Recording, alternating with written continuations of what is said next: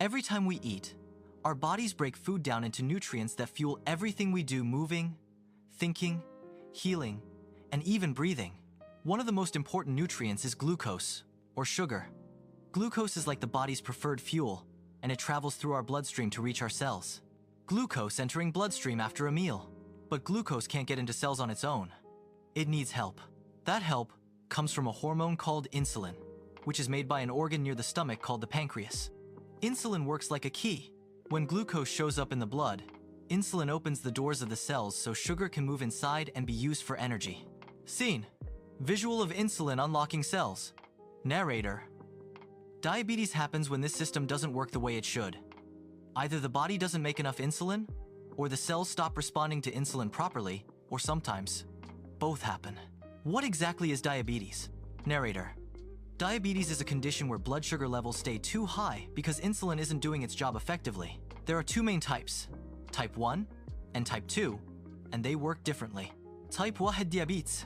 Scene: animation of immune cells affecting pancreas. In type 1 diabetes, the body's immune system mistakenly attacks the cells in the pancreas that make insulin. As a result, the body produces little or no insulin at all. People with type 1 diabetes need insulin from outside the body, usually through injections or an insulin pump to survive. Type 1 isn't caused by diet or lifestyle.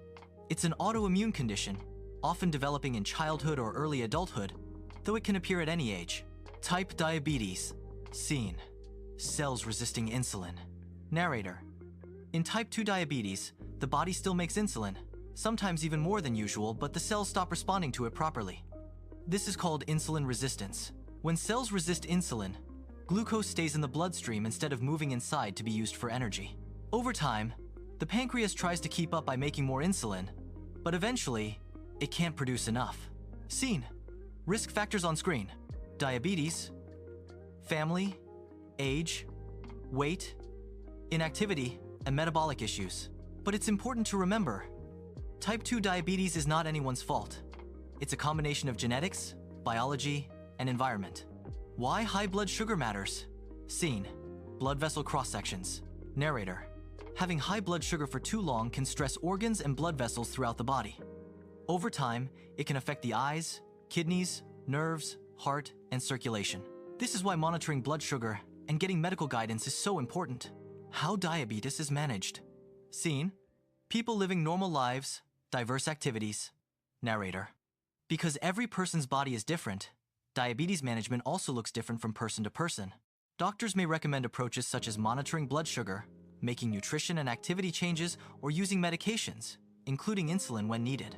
Today, there are many tools like continuous glucose monitors and improved treatment options that help people live full, healthy lives with diabetes. Closing message. Scene: warm visuals, diverse people smiling and active. Narrator: so what is diabetes? It's a condition where the body has difficulty using glucose because insulin isn't working as it should. Understanding how insulin works, what leads to high blood sugar, and how diabetes affects the body helps us support ourselves and those we love. Knowledge is one of the strongest tools we have, because the more we understand diabetes, the better equipped we are to live well with it.